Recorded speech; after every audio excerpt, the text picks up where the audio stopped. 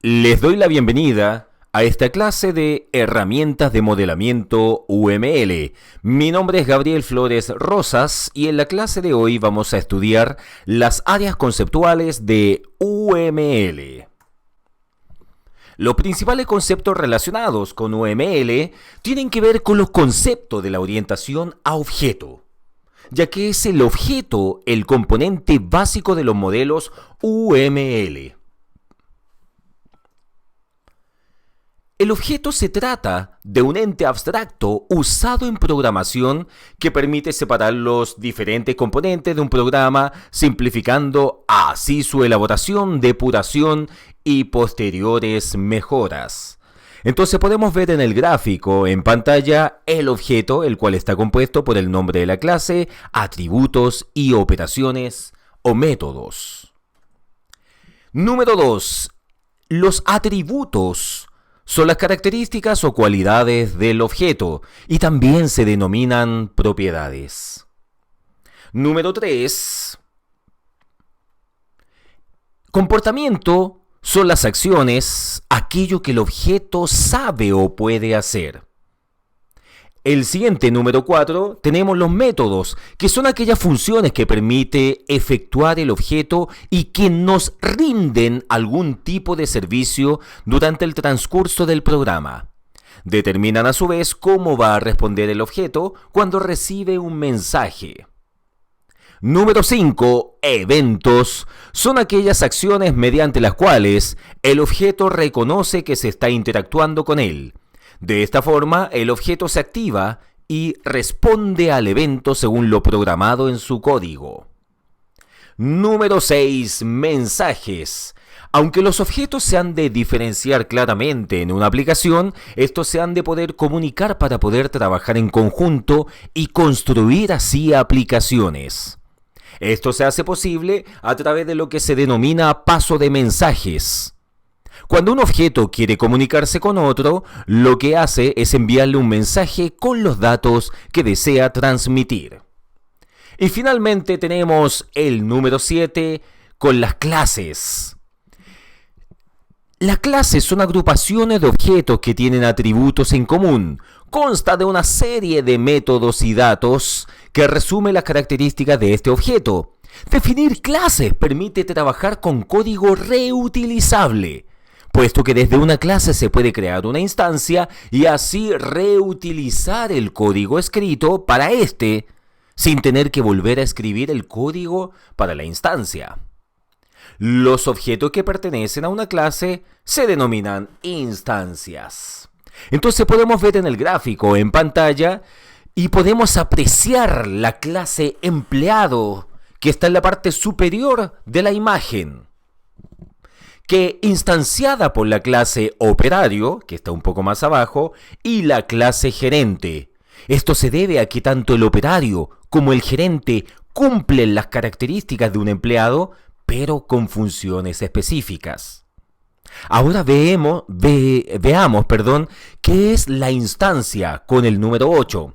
Se llama instancia a todo objeto que derive de algún otro. De esta forma, todos los objetos son instancias de algún otro, menos la clase Object, que es la madre de todas. En el modelamiento UML existen jerarquías que se van obteniendo de las derivaciones que se hacen de los objetos, los cuales van siendo instanciados, con lo que se va generando la herencia.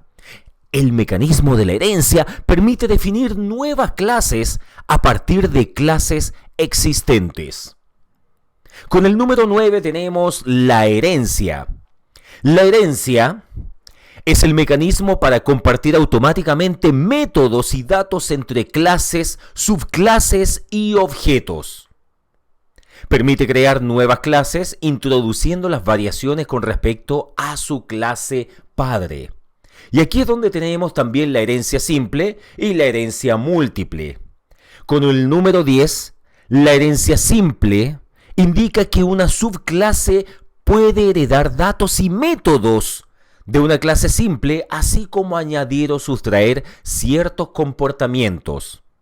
En cambio, Con el número 11, la herencia múltiple indica que la posibilidad de adquirir métodos y datos de varias clases en forma simultánea. En el número 12 tenemos la encapsulación, la cual define el comportamiento de una clase u objeto que tiene dentro de él todo tipo de métodos y datos, pero que solo es accesible mediante el paso de mensajes y los datos a través de los métodos del objeto clase. Y por último, con el número 13, mencionamos al polimorfismo. Los objetos responden a los mensajes que se les envían. Un mismo mensaje puede ser interpretado o dar paso a distintas acciones dependiendo qué objeto es el destinatario. Con este sistema, el emisor se desentiende de los detalles de la ejecución, aunque el programador ha de saber en todo momento cuáles son las consecuencias de ese mensaje. Los conceptos planteados son la base para entender el sistema de modelamiento UML porque permiten entender cuáles son los componentes básicos y las características que tiene cada uno de ellos. Ahora estudiemos las fases del desarrollo de un sistema, porque en todos los sistemas de modelamiento existen algunas etapas que son fundamentales para la creación de los mismos. Las fases del desarrollo de sistemas que soporta UML son 1. Análisis de requerimientos, 2. Análisis, 3. Diseño, 4. Programación y 5. Pruebas. Pero la pregunta es, ¿qué significa cada uno de estos? Número 1. Análisis de requerimientos. UML tiene casos de uso para capturar los requerimientos del cliente. A través del modelado de casos de uso, los actores externos que tienen interés en el sistema son modelados con la funcionalidad que ellos requieren del sistema, o sea, los casos de uso. Los actores y los casos de uso son modelados con relaciones y tienen asociaciones entre ellos, o estas son divididas en jerarquías.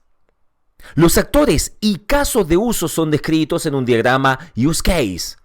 Cada use case o caso de uso es descrito en texto y especifica los requerimientos del cliente, lo que él o ella espera del sistema sin considerar la funcionalidad que se implementará.